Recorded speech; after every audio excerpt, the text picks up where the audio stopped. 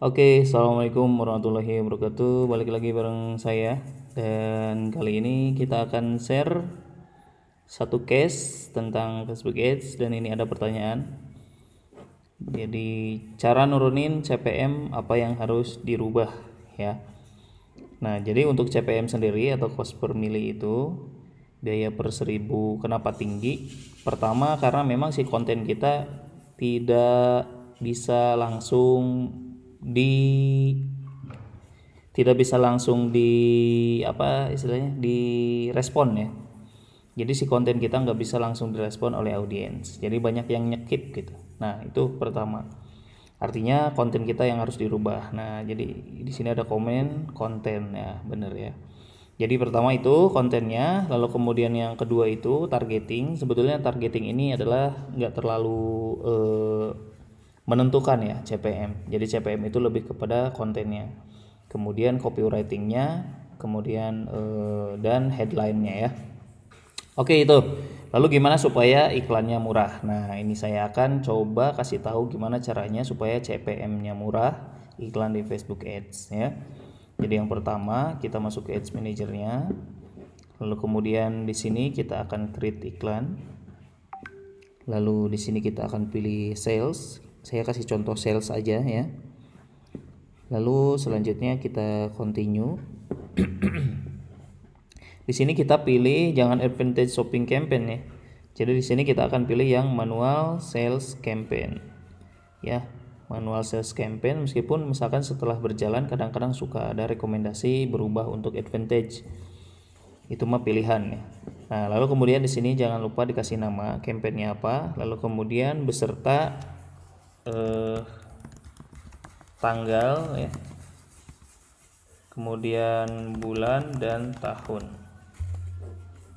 Nah, kita kasih begini untuk nantinya bermanfaat saat kita ingin melihat di tanggal berapa sih audiens atau iklan kita bagus. Nah, nanti ketika bikin custom audiens kita berdasarkan waktu ini ya. Lalu kemudian selanjutnya kita akan mengaktifkan advantage campaign budget ya. Ini kan posisinya off. Nah, kita on kan. Di sini kemudian silahkan isi budgetnya ya, misalkan 75.000 atau berapa lah ya, tergantung kalian punyanya.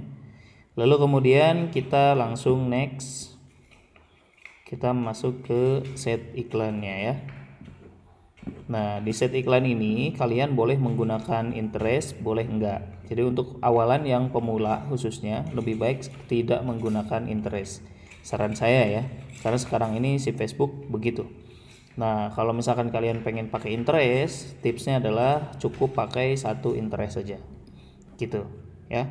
Lalu kemudian sininya kita pilih conversionnya website, lalu kemudian sini maximize number of conversion, silahkan pilih pixelnya ya, pixelnya dipilih, lalu conversion eventnya ini pilih conversion event yang memang sesuai dengan yang kalian tempatkan di website ya, begitu. Jadi kalau misalkan jangan sampai conversionnya purchase tapi malah milih lead atau add to chat ya. Oke, selanjutnya setelah ini kita lanjut ke sini, dynamic creative ini tidak usah ya, tidak perlu. Lalu ke bawah sini kita akan masuk ke audience control atau ke pengaturan demografi. Di sini kita gunakan advantage ya. Jadi kalau misalnya kalian ingin tampilan lama atau yang biasanya di bawah ini, tinggal pilih aja switch to original audience option. Nah, kita pilih yang ini aja langsung. Di sini silakan tentukan minimum usianya berapa yang akan menjadi target dari kalian. Lokasinya Indonesia. Lalu kemudian di sini advantage audience ya. Nah, kalau misalnya kalian ingin masukkan interest tinggal diklik aja. Nah, di sini kalian bisa pilih gendernya apa, misalkan laki-laki atau perempuan, ini usianya ya, karena minimal di sini 23, jadi di sini juga silakan bisa atur maksimumnya berapa. Kalau misalkan ingin dipilih yang maksimum, misalkan sampai 45. Nah, lalu kemudian gendernya juga silahkan dipilih. Kalau misalkan kalian targetnya laki-laki atau perempuan, pilih ya.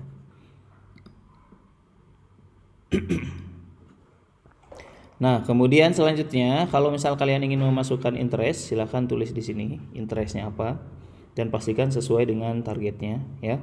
Kalau misal kalian jualannya fashion, ya berhubungan dengan fashion atau dengan si orangnya. Kalau misal perempuan biasanya ngapain gitu ya. Nah, lalu kemudian di sini kita placement. Placement ini silahkan diedit. Jadi jangan menggunakan advantage placement, lebih baik menggunakan manual placement. Di sini kita akan pilih device-nya. Kita akan pilih yang mobile aja. Jadi karena memang sekarang udah eranya smartphone ya. Lalu kemudian ini audience network dan messenger kita hilangkan. Kita cukup di Facebook dan Instagram ya. Nah, di Facebook dan Instagram kita lihat di sini di bagian feeds. Nah, ada Facebook feed, Instagram profile, Facebook marketplace. Nah, dari semua ini biasanya yang saya tidak pernah centang ini. Jadi marketplace ini tidak perlu ya. Lalu kemudian yang lainnya kita pilih di sini dari stories dan reel. Nah, Facebook story dulu saya nggak pernah pakai, sekarang saya pakai ini ya. Lalu kemudian ini Facebook Reels dan Instagram Reels saya nggak pernah pakai ya. Apalagi kalau kontennya kotak gitu ya, atau misalkan gambar saya nggak pernah. Lalu kemudian ini in-stream dimatikan saja dan search result juga dimatikan. Nah, ini untuk penempatannya ya. Jadi untuk penempatannya ini tadi sudah dikasih tahu ya. Nah, selanjutnya kita akan masuk ke ads-nya. Nah, pastikan ads-nya ini itu memang betul-betul bagus ya. Maksudnya bagus itu dalam kacamata konsumen, jangan bagus kacamata sendiri ya. Kalau misalkan ingin lihat bagusnya kayak gimana ya harus riset dulu. Risetnya kayak gimana ya. Gitu. Nah, di sini kalian bisa mengaktifkan ad preview kalau mau ya, biar nanti tampilnya kayak gitu, kayak gimana gitu ya. Nah, di sini kasih nama. Jadi saya menyarankan memang komposisi ad konten ini jangan satu ya. Jadi supaya ada perbandingan saat berjalan. Jadi pilihlah misalkan minimal 3. Jadi kalau misalkan 3 di sini 1 misalkan ya. Nah, ini ads konten yang 1. Lalu kemudian di sini identity-nya silahkan dipilih ya, fanpage-nya dan Instagram-nya. Lalu kemudian di sini add create ad-nya silahkan pilih manual upload ini ya. Lalu kemudian formatnya single image video. Lalu silahkan dicentang multi advertiser ads ya. Maksudnya ini tuh si Facebook nanti akan mengkombinasikan bagaimana positioning headline, positioning copywriting, positioning dan lain-lainnya itu supaya lebih efektif untuk masuk ke audiens. Nah, jadi diaktifkan ya. Nah, di sini tinggal kalian masukkan medianya, gambar kah, video kah, kemudian ini copywriting-nya. Copywriting-nya jangan panjang-panjang ya, cukup satu ini aja, satu paragraf ya, karena kan nanti dia membaca lagi di website. Lalu kemudian ini headline-nya, pastikan headline-nya memang yang menarik. Lalu kemudian ini deskripsi, ini opsional. Jadi maksudnya itu di bawah headline nanti akan muncul tulisan kecil gitu. Call to action biasanya saya pakai learn more ya, nggak pernah yang sign up atau shop now dan lain-lain. Nah, ini masukkan URL-nya ya. Lalu kemudian kesininya udah. Nah, itu baru satu ya, baru satu konten. Lalu kalau menduplikat gimana? Klik aja nih 3 ya. Lalu kemudian pilih duplikat. Nah, di sini original campaign, lalu pilih 2. Karena kan kita mau jadi 3. Nah, lalu duplikat. Ini akan menjadi 3. Jadi komposisinya adalah 113. Supaya CPM-nya kan kita nyari CPM murah. Jangan sampai ingin CPM murah tapi ads kontennya cuma 1 gitu. Nah, kemudian ini kasih nama 2 ya. Kemudian setelah dikasih nama diubah ininya medianya ya. Kemudian yang ketiga ini juga dikasih nama ketiga gitu. Nah, kasih nama ketiga gitu ya.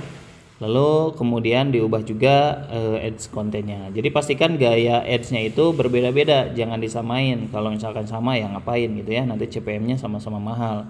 Misalkan 1 gambar 2 video atau 2 gambar 1 video gitu ya.